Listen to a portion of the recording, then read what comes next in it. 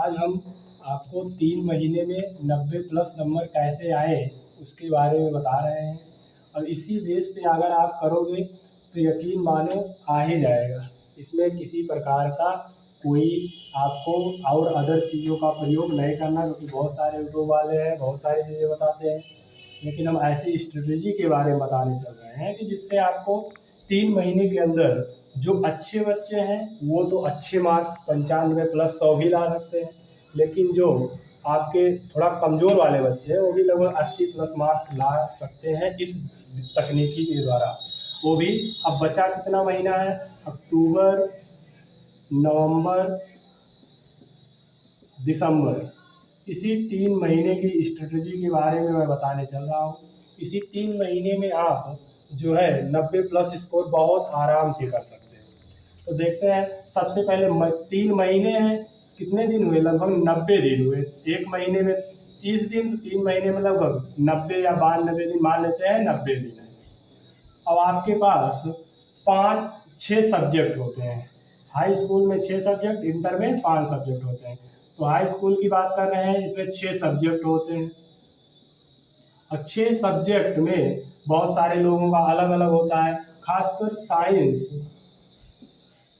Social science और हिंदी, अंग्रेजी, ये लगभग सबका कॉमन सब्जेक्ट होता है। हिंदी, अंग्रेजी, इंग्लिश, ये लगभग सबका कॉमन सब्जेक्ट होता है। उसके बाद कुछ लोग और कुछ, कोई मैथ ले लेता है, कोई क्या ले लेता है। तो मैं आज मैथमेटिक्स वालों के, जिसमें मैथ जो लिए हैं उनके बारे में थोड़ा बात कर रहे हैं। मैथ हो, मान लेते हैं 6 एक सब्जेक्ट और कोई ले लेते हैं, संस्कृत ले लेते हैं, यही 6 सब्जेक्ट के बारे में। और जिनका जो होगा वो भी इसी विधि द्वारा, इसी नियम के द्वारा, इसी तरह से अपना जो है पढ़ना शुरू कर दें। अभी बहुत टाइम है, 90 दिन है। 90 दिन में आप हर चीज़ों को बहुत आराम से फेयरली कवर कर सकते हो। देखते हैं, जैसे साइंस अगर तुमको पढ़ना है, साइंस पढ़ना, साइंस में 3 पार्ट होता है, फिजिक्स होगा, केमिस्ट्री होगा और बायोलॉजी होता है। इसमें 3 पार्ट में बढ़ जाती है साइंस और बायोलॉजी। अच्छा, अब सिलेबस थोड़ा सा कम भी हो गया है। फिजिक्स में 4 चैप्टर है, फिजिक्स में 4 चैप्टर, केमिस्ट्री में भी 4 चैप्टर बचे हुए हैं, बायोलॉजी में भी 4 चैप्टर है। उसके बाद एक पर्यावरण या इन्वायरमेंट आ जाता है, इन्वायरमेंट आ जाता है, या इसको हिंदी में बोल देते हैं पर्यावरण, पर्यावरण बोल देते हैं। तो ये तो कॉमन होता है, हर जगह आपको ये चीज़ें मिलेंगी। तो देखो तैयारी कैसे करेंगे, फिजिक्स, केमिस्ट्री, बायोलॉजी, इसमें 4 चैप्टर है। ज़्यादा से ज़्यादा आपको मुश्किल से 30 हेडिंग मिलेंगी, लगभग आपको 30 से 35 हेडिंग इसमें मिलेंगी। और केमिस्ट्री में थोड़ा कम मिलेंगी, लगभग मान लेते हैं आपको 20 से 25 हेडिंग मिलेगी, जो कि मोस्ट इम्पॉर्टेंट होते हैं। बाकी कुछ चीज़ें वैसे ही दी होती हैं आपको पढ़ने के लिए। बायोलॉजी में भी इसी तरह से लगभग 30 से 40 मान लेते हैं, इसमें 30 से 40 हेडिंगें आएंगी। तो देखो तैयारी कैसे करेंगे। और उसके बाद सामाजिक विज्ञान या सोशल साइंस जिसे बोलते हैं अंग्रेजी में, इसमें भी 4 सब्जेक्ट मिलेंगे आपको। उसमें भी एक सब्जेक्ट में, जैसे अर्थशास्त्र में ज़्यादा से ज़्यादा 5 चैप्टर है, मुश्किल से 20 हेडिंग है, 20 क्वेश्चन को पढ़ना है। उसके बाद हिंदी तो सबकी कॉमन होती है, उसमें तो सबके ठीक ठाक नंबर आते हैं। इंग्लिश में भी कॉमन होता है, लगभग ठीक ठाक आते हैं।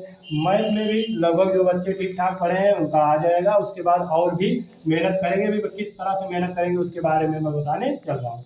देखो, हर सिलेबस, हर चैप्टर में आपको, या हर सब्जेक्ट में ज़्यादा से ज़्यादा 15 से 20 चैप्टर हैं। अगर एक चैप्टर आप एक दिन में पढ़ना शुरू कर दो, तो देखो ये नहीं एक ही सब्जेक्ट का एक चैप्टर पढ़ेंगे, कई सारे सब्जेक्टों को क्या कर देंगे, बहुत सारे प्रश्न होंगे ना, ऐसे थोड़ी।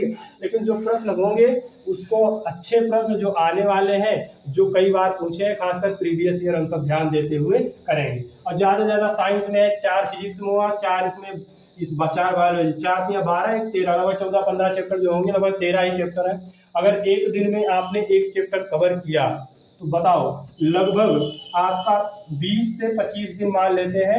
अगर मान लो एक दिन बीच में, हफ्ते में संडे के दिन आपने रेस्ट भी ले लिया, लगभग 20 दिन, 15 से 20 दिन में एक बार आपका चैप्टर समाप्त हो जाएगा, पूरा साइंस। और ये नहीं साइंस ही पढ़ना है, सारे चैप्टरों को पढ़ते रहना है। जैसे सामाजिक विज्ञान में भी एक चैप्टर रोज नियम बना, तुम्हें कुछ आए या ना आए लेकिन रोज उसको पढ़ते रहना। हिंदी में भी एक चैप्टर का नियम बना लो। तुम्हें कुछ समझ में आए या ना आए उसको पढ़ते रहना है। इंग्लिश में भी, मैथ में भी इसी तरह से, संस्कृत जो कुछ लिए हो, गृह विज्ञान, यानी चीज जो कुछ हो, आप सब में रोज अभी से नियम बना लो कि मुझे एक चैप्टर पढ़ना ही पढ़ना है, हर तरीके से उसे खत्म करना है। तो आप बहुत आराम से लगभग 20 दिन में एक एक सब्जेक्ट, जो 6 सब्जेक्ट होंगे, 20 दिन में लगभग एक बार आपका सारा सिलेबस पढ़ लोगे आप।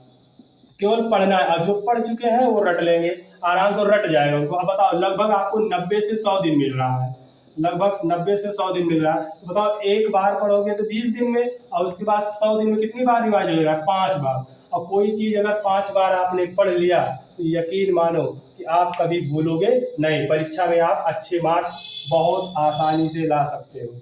लगभग 90+ बार बहुत आसानी से ही आ जाएगा इस मेथड के द्वारा, इस विधि के द्वारा।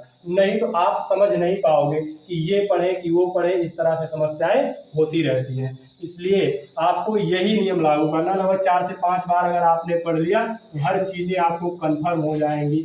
नहीं तो धीरे धीरे टाइम बीतता जाएगा, आपको समझ में नहीं आएगा क्या पढ़े क्या ना पढ़े। इसीलिए मेरे प्यारे बच्चों, आप इसी विधि से आराम से 100 दिन तक एकदम जी जान लगा के जुट जाओ और मेहनत करो, आप सफल हो, अच्छे मार्क्स लाओ, जिससे घर वाले आपकी इच्छाओं को पूर्ति के लिए हर संभव मदद कर सकें।